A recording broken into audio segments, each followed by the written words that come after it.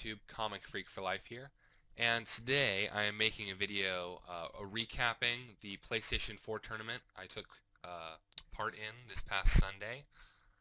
There ended up being a lot more people than I expected. 117 people to be exact. Yes, you heard that right. 117, 117. They were going to cap it at 120, and I thought, well, there's no way they're going to get more than 120. But they got 117 people, very close. A lot of people from around here that I wasn't expecting to show up. I made the video previously about it a little bit less than a week ago, and I forgot that people actually watch my videos, and they probably heard about it from there.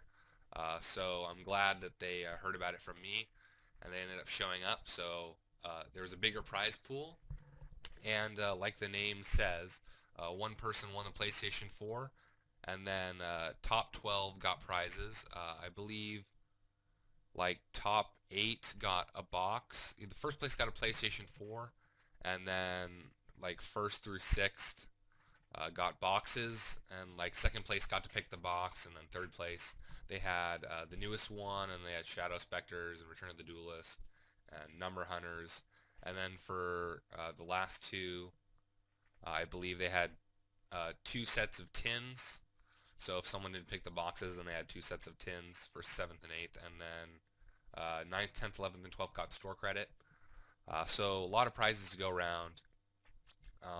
I did very well in the tournament, although I'll go over it. I did end up not making top, mainly because of a ruling that got ruled wrong. The judges there kind of they didn't really know the ruling. They had a weird idea. So I'm just gonna talk about like who won, and then I'll tell you what happened. So it was top 16 cut, and the majority of the top were mermails. There was one or two Boojins, and we had Yugioh, Karakuri, and Fire Fists. So those are the main decks. That's pretty much what it was. There was one zombie. There's one zombie deck. I thought that was really cool and made it to top 8. But the majority, the best decks, looking at this tournament and looking so far, I think Fire Fists are pretty much the best deck. Although Mermails and Boojins and Yugioh, Karakuri are very close. It's like you can win if you're playing those decks. It's not just like Fire Fists just automatically win. Fire Fists, I feel, are a little bit better, have a little bit better matchup against Mermails. Although Mermails can do really well. Mermails ended up winning the tournament. One of the guys, his name was Arturo, ended up winning the thing. He was the one that I played the Monday before. The week before, I ended up beating him for first place at my locals. It was just their regular Monday tournament.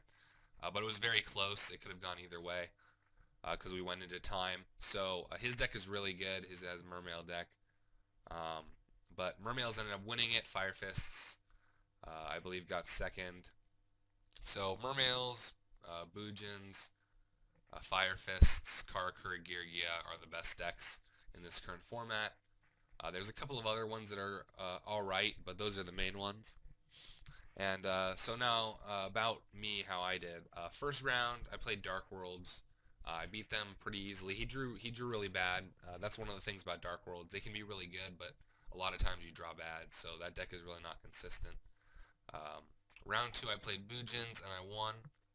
I feel like I have a better matchup against Boojins. I do well against Boojins. Some people have a hard time against the deck, but I seem to do alright. Round 3, I lost my friend Juan, who ended up making it top 4. Fire Fists. Game 1, I drew pretty bad. I had 3 back row and 2 Abyss Guns and 1 Heavy Infantry, and really no outlets, and he kind of got rid of all my back row because he's a good player. He knows how to play around stuff. So I won the game 2, and game 3, it was 50-50, and no matter what I did, he always had an out for it. That's one of the good things about Fire Fists. They have a lot of outs to stuff. They go to different rank 4s, rank all the other ones. So there was really nothing I could do about that. But he's a good player, and he deserved the win. The next round, what ended up happening, here's where I lost when I shouldn't have. I guess around that locals, they kind of adopted the idea that Well, I sided in Mind Crush against Bujin because they add Crane and they Pot of Duality and they Tenki, so you can get rid of whatever they add. And if you play it right, you can get rid of more than one. Say they add Crane with Yamato, they add something, they send something else, and they keep the Crane in their hand. You can Mind Crush them for that card, and they might have another one, so you'll get 2 for 1. But what the judge ruled was that you can't activate, like, say they activate Tenki and they search for Bujin Yamato. But his ruling was that you can't Mind Crush it because they have turn player priority to play the card before you can activate Mind Crush, which may seem logical, but it's not how it works.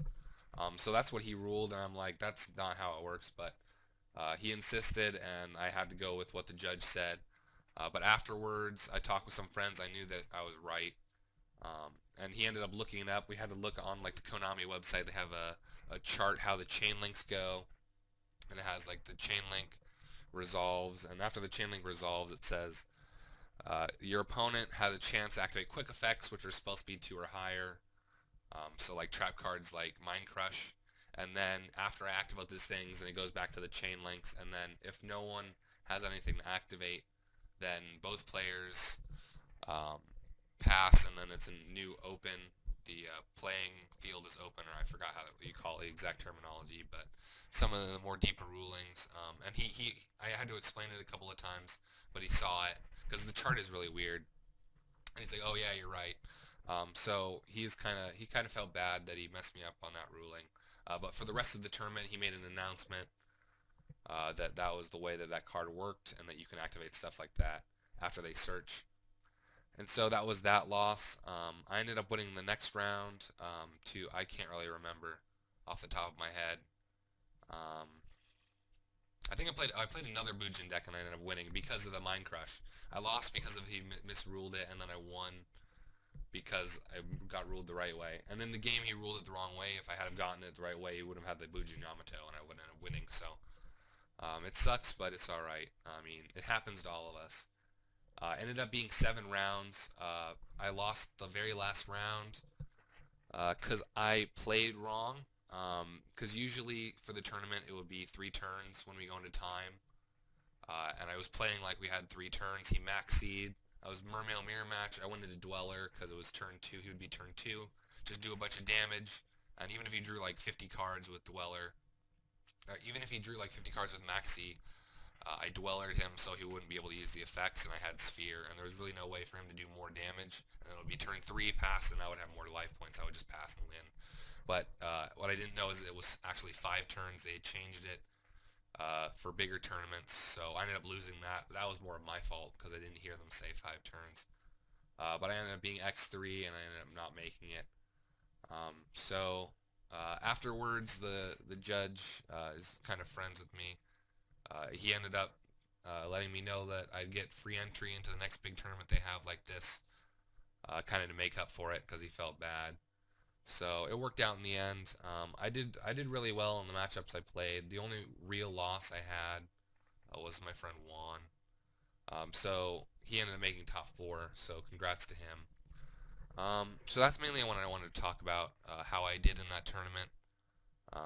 And I did end up beating the winner, the guy that won the tournament. I beat him the previous Monday, so I feel like I could have competed if my odds had been a little bit better. But anyway, I'm going to be posting that Mermail deck profile probably the day after this, so stay tuned for that. And like I said, I kind of went over it, what I analyzed, what I think the meta is. I feel Fire Fists are just a little bit better than everything else. But then there's Mermails, Girgia Karakuri, and Bujins, and a couple of other rogues that I feel have a really good chance of winning. So that's pretty much my meta analysis and PlayStation 4 tournament recap. Thanks a lot for watching. If you're not subscribed already, please subscribe and check out all my other videos for more awesome Yu-Gi-Oh content. This is Comfy for Life, keeping it real, signing out.